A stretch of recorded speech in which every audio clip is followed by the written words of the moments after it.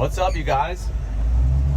In this Scout Life episode, I thought we could take a walkthrough of my Shenandoah rig, 1971. I think it's 71 Scout 800.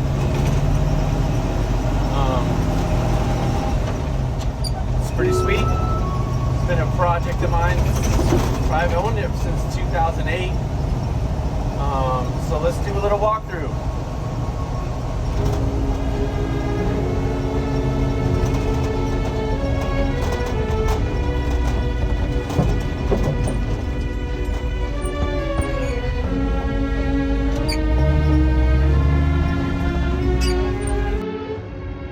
So welcome to the video tour of the Shenandoah. So just a quick backstory.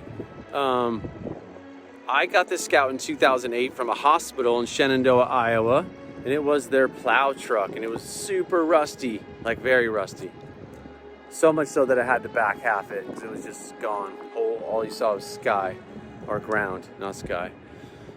But anyway, we used an active service plow Scout in our Ames facility. Then in 2010, we had a mighty flood where the water was literally up to about this, halfway up the windshield. And obviously I was devastated. Our whole shop flooded. It was a really difficult time for our business.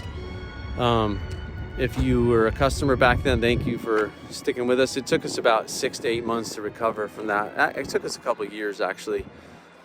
We're talking restoring trucks that were ruined in the flood. It was terrible. And we didn't have flood insurance, so we got no money.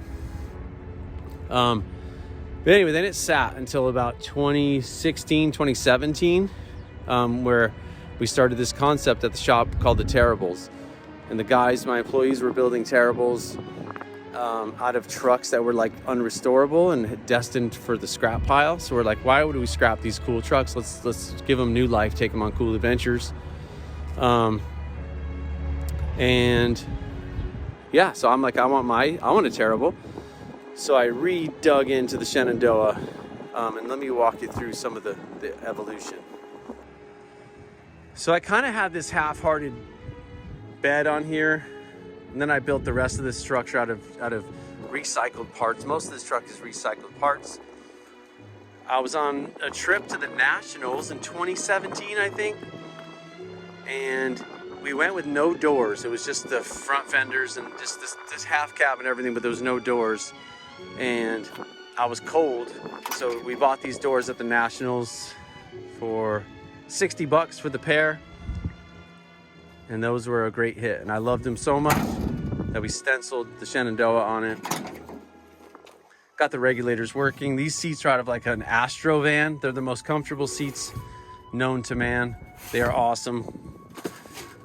I love them. Got some Chick-fil nugs there. This is the original dash, original gauge covers and glove box door. I did cover the this was all cut out, the speaker hole. So I made this little panel, got my RAM mount, USBs. I got the heat working. It's just, you can see what it is.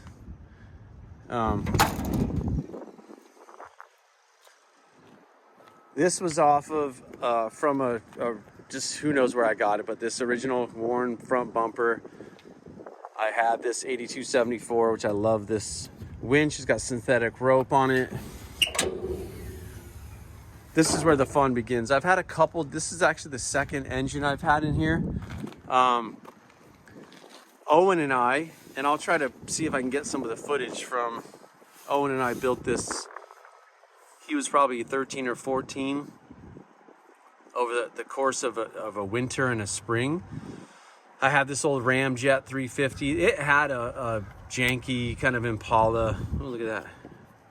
It had a janky Impala 2-barrel 350 and a Dana, like a T18, a Ford T18 with a homemade adapter to the Chevy. It was a really weird setup.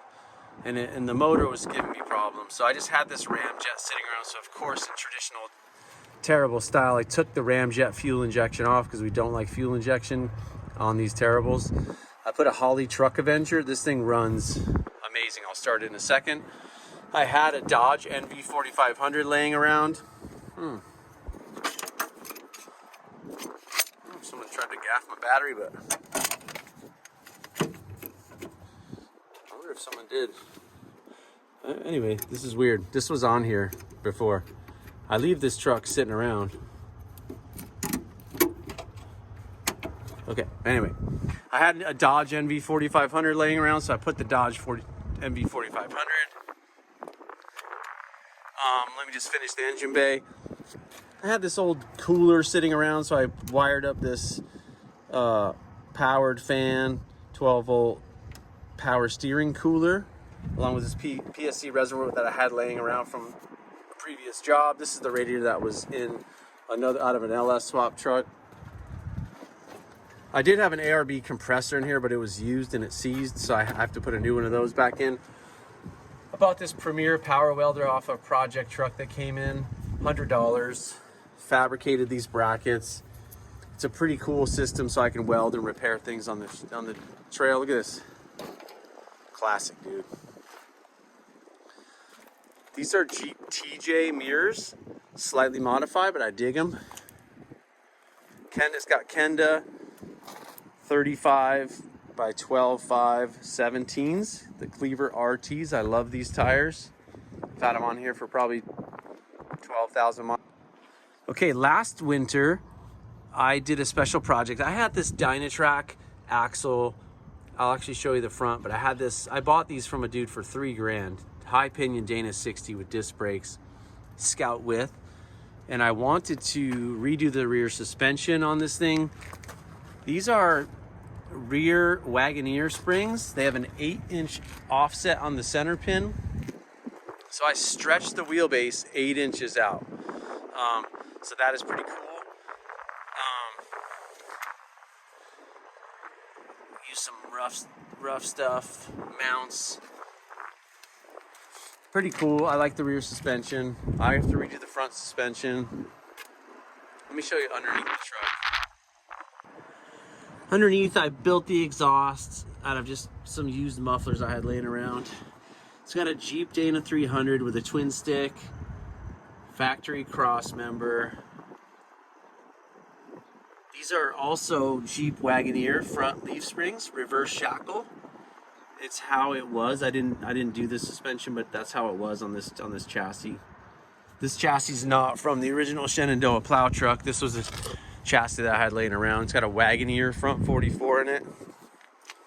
Like I said, I'm gonna redo this front axle. It's got a weird truss on it. It's kind of janky. The housing leaks at the tubes, but it's pretty cool. So anyway, let me go show you this front differential that I'm gonna do this coming winter. Got the Terribles decal, you gotta earn that. Got the gun racks. These are some Roto packs. I kind of like those. This is a Clearview Easy Slide fridge holder. It's cool because it like comes down when you pull it out, but it's super heavy. Look at this beefy boy. So this is a 5-on-5.5 high pinion, narrowed to a scout width Dana 60. It's huge. It is set up for spring over right now. I'm not going to go spring over. I'm going to leave the truck low. So my friend Kevin and I are probably going to link to a 3-link front suspension with this axle. It's got 456 gears, an ARB air locker in the front, and a Detroit locker in the rear.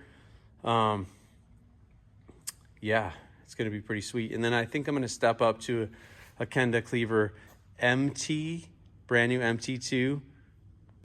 MT2 37-12.5. So it's going to be a challenge because I don't want to trim it much more, but I definitely don't want to lift it anymore. So it's a pretty sweet rig, man. I love this thing. It's been to Moab. It's been to Ohio, Indiana, Utah, Colorado. It's been around a lot. Has operational heat. That's my favorite thing about it. No windshield wipers, which is difficult in the snow and rain, but I'm working on it. So yeah, and I have a really fun potential project with the rear canopy that I will go public about pretty soon, as I kind of lock in the partnership on it. So thanks for joining me for another episode of the Scout Life. This is a really short episode. We might launch it 2 in 1 week. But I just wanted to show you guys the Shenandoah. It's a big part of my Scout life, my journey with my kids and my team here at Anything Scout. And you guys, I know you guys know this truck and some of you dig it. It's a fun rescue project that has evolved into what I want it to be. And so that's a big part of the Scout life, is making your Scout your own. So anyway, thanks for joining me. Talk to you next time.